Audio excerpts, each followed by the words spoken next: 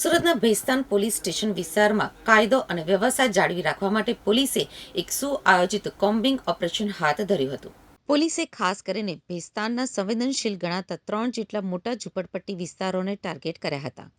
અહીંયા રહેતા લોકોની ઓળખની ખાતરી કરવા માટે કુલ 78 શંકાસ્પદ ઇસમોને ચેક કરવામાં આવ્યા હતા.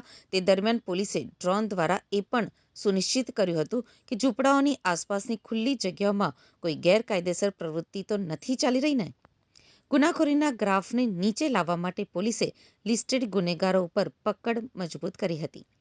આ ઓપરેશનમાં 12 બુટલેગરો અને 6 હિસ્ટ્રી શીટરોને શોધીને તેમની હાલની પ્રવૃત્તિઓ અંગે પૂછપરછ કરવામાં આવી હતી. તદુપરાંત 4 ટપોરી ગણાતા ઇસમોને પણ ચેક કરવામાં આવ્યા હતા. પોલીસની આ આક્રમકતાને કારણે ગુનેગારોમાં ફફડાટ ફેલાયો હતો. આ ઓપરેશનમાં ટેકનોલોજી અને માનવ બળનો સમન્વય જોવા મળ્યો હતો.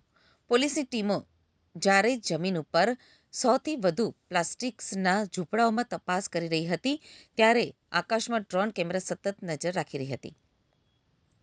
આ ડ્રોન સર્વેલન્સનો મુખ્ય હેતુ એ હતો કે ગીચ વિસ્તારોમાં તપાસ દરમિયાન કોઈપણ અસામાજિક તત્વ પોલીસને જોઈને નાસી ન જાય.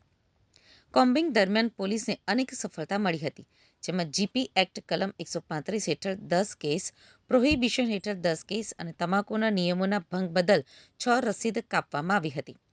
સૌથી મહત્વની વાત તો એ છે કે તડીપાર કરાયેલા હોવા છતાં વિસ્તારમાં દેખાયેલા 2 ઇસમો સામે ગુનો નોંધી તેમની ધરપકડ કરાઈ હતી. તદુપરાંત સલામતીના ભાગરૂપે 12 ઇસમોની અટકાયત કરવામાં આવી હતી.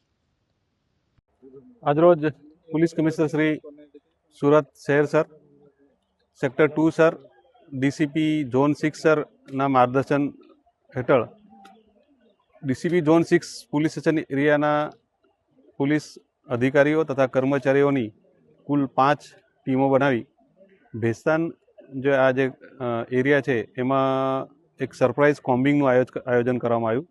આ કોમ્બિંગનો ઉદ્દેશ જે પરપ્રાંતીય લોકો અહીંયા ઇલીગલ રીતે વસતા હોય, કોઈ ગુનામાં સંડોવાયેલા હોય તે લોકોને ચેકિંગ કરવાનું, કોઈ ઇલીગલ મુદ્દામાલ મળી આવે તો એ બાબતે કાયદેસર કાર્યવાહી કરવાની ઉદ્દેશથી આ સરપ્રાઇઝ કોમ્બિંગ હાથ ધરવામાં આવેલ છે.